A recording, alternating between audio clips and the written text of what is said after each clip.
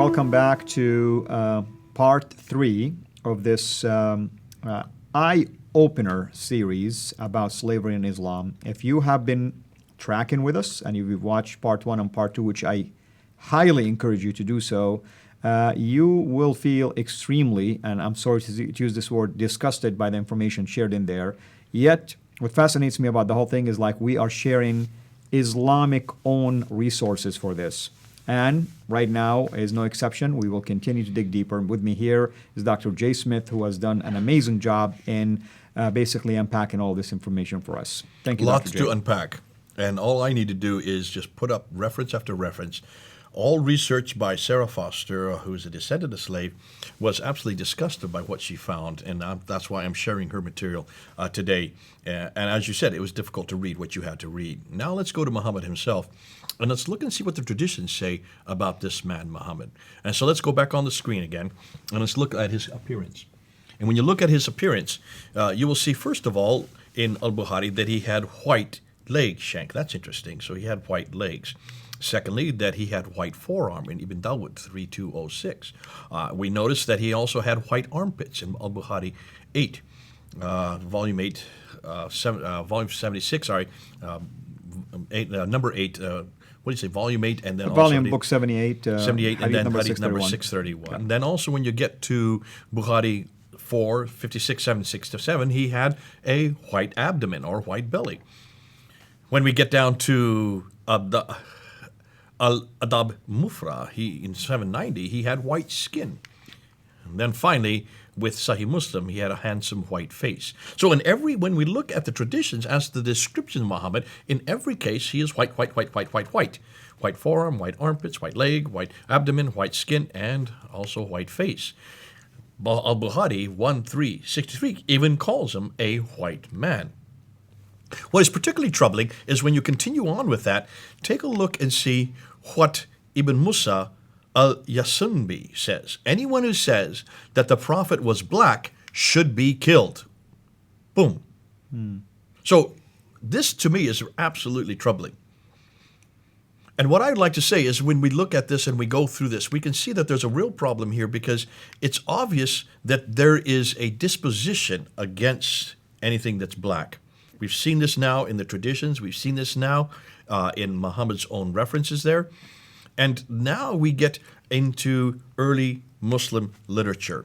And when we look at early Muslim literature, we see this coming up in the beginnings of 660. Now let's go back onto the slides again. This attitude is reflected in early Islamic period with the African origin poet named Suhaim in 660. Look and see what he says. Now this is an African himself. Look and see what he says. If my color were pink, woman would love me, but the Lord has marred me with blackness. Though I am a slave, my soul is nobly free. Though I am black of color, my character is white. I am covered with a black garment, but under it there is a lustrous garment with white skirts. I mean, you just almost have to cry when you read that. That's you can right. see how he's agonizing of his blackness. He just feels like he just feels dirty. He just feels wrong. Here's another example, and this is the black poet Abu Dalama. And look and see what he is saying from Algiers. We're alike in color. Our faces are black and ugly. Our names are shameful. Now, he's probably the best known of the early black poets writing in Arabic. He was a slave who became a court jester of the first Abbasid caliphs. And so you can see, long before the slave trade in the Atlantic slave trade, you have this kind of attitude by black people, African slaves, but by black people themselves. Let's look at this one here. This is by Jahiz of Basra, 776 to 869. So you're saying the 8th to 9th century. One of the greatest prose writers in classical Arabic literature and maybe partly of African descent. In his special essay, The Boast of the Blacks Against the Whites. Look and see what he says. It's part of your ignorance that in a time of heathendom, meaning like the Jahiliyyah Jahiliyyah, period. You regarded us blacks as good enough to marry your woman. Yet when the justice of Islam came, you considered this wrong.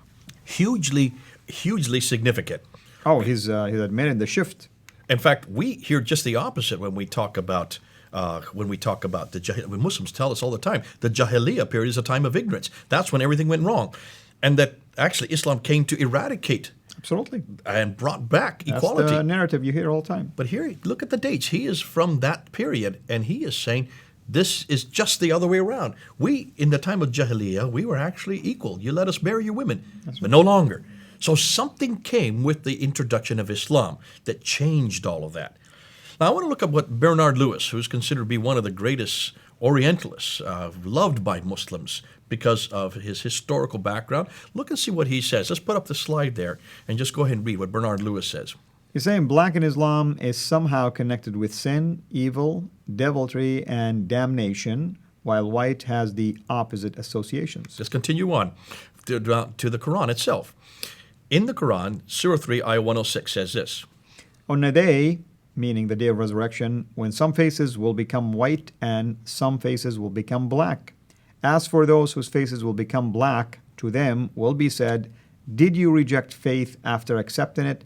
Then taste the torment in hell for rejecting faith. Let's continue to another reference. Here is Surah 39, Ayah 60.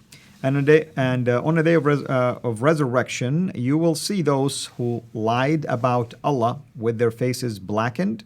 Is there not in hell a residence for the arrogant?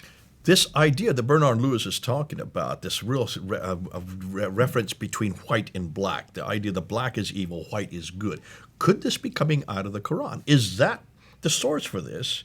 Let's look at some of the traditions. Let's look at the Hadith and look at Jami al-Tirmidhi. Let's see what he says, narrating from Ibn Abbas. Yeah, Jami al-Tirmidhi, volume 2 says, Ibn Abbas narrated that the Messenger of Allah said, the black stone descended from the paradise, and it was more white than milk. Then it was blackened by the sins of the children of Adam. So this narrative about evilness of blackness, that it changes and creates evilness, or is created by evilness, continues in the Hadith. It's not just in the Quran.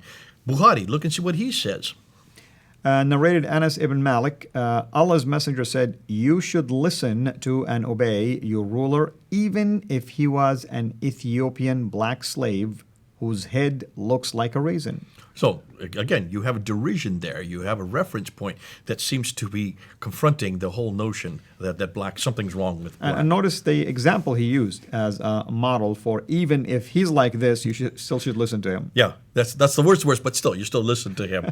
Now we get into Sunan al-Nasai. Jabir said, a slave came and pledged to the Prophet to immigrate, and the Prophet didn't realize that he was a slave. Then his master came looking for him. The Prophet said, sell him to me. And he bought him for 2 black slaves. Then he did not accept the pledge from anyone until he asked, is he a slave? So you can see Muhammad was caught into the same trap, and that almost the denigration. Now let's talk about the treatment of slaves, because the treatment. Yeah, go ahead. You want to say something? I was just going to say something. It's kind of interesting. He wouldn't accept the pledge of any black unless they tell him they're not a slave, as if it gives you the impression that in general blacks were slaves. Yeah. Okay, we're going to come back to that. Hold on to that.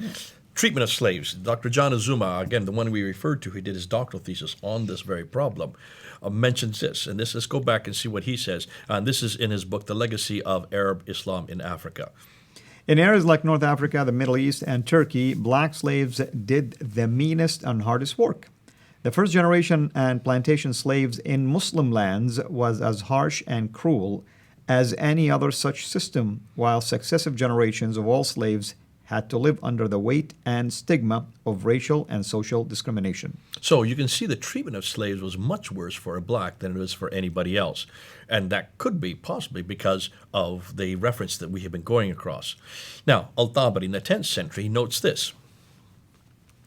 He said that Zinj employed in groups, 500 to 5,000, salt marshes of southern Iraq. Their condition was extremely bad, and they were literally pinned down there, hopeless and homeless. The bad treatment, of course, led to numerous slaves' revolts beginning So even Tabari in the 10th century was saying that this was quite normal. This bad treatment of black slaves was something that was not even considered to be a problem. Now, when we get to the maps of the slave, this is, I'm going to put this map up here. This is what you usually get. From 639, you have the trade routes out of Africa and Asia. Have you look at those trade routes, and what do you notice? They all seem to go to the south, do they not? That's right. Now, what I want to do is I want to go back and I want to look and continue with what Bernard Lewis had said earlier. Remember, Bernard Lewis is a well-known Islamic apologist. At least Muslims like him. They think of him as apologist because he is the one that gives the best historical overview of Islam. Look at this quote that he says in Race and Slavery in the Middle East from 1990. He said, the myth of Islamic racial innocence was a Western creation and served a Western purpose. In the 18th century, the philosophers of the Enlightenment had praised Islam for its lack of dogmas and mysteries, its freedom from priests and inquisitors and other persecutors, recognizing real qualities but exaggerating them as a polemical weapon against the Christian church and clergy. So this is a polemic by Westerners showing the romanticism of Islam in order to confront and ennoble or denigrate Christianity at that time. Davis Goldberg continues on, and he says, Lewis did not find anti-black sentiment in Arabia until the 7th century. Listen, look at the date. Until the 7th century conquest of Africa and the enslavement of its inhabitants. Snowden and Thompson similarly did not find a prejudiced view of blacks in ancient Greece or Rome. In those earlier times, color did not define a person and was not a criteria for categorizing humanity.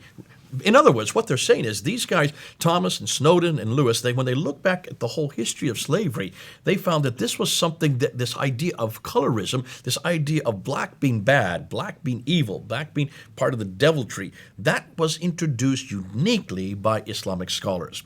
This did not exist in Greek times. Every color was enslaved. It didn't exist in Roman time. Right. Everybody were slaves at that time. It didn't matter on your color. This idea of coloration was introduced by Islam. Here's another quote by James Harrell. Go ahead and read it.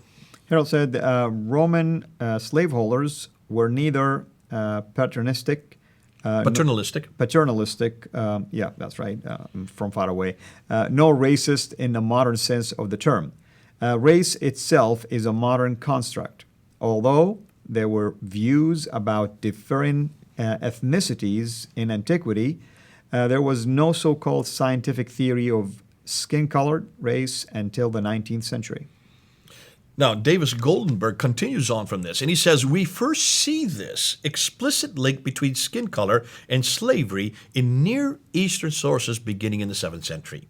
We note its first appearance in the Christian West as soon as Europe discovered black Africa and began to engage in the slave trade, which is much later. That's the 1400s.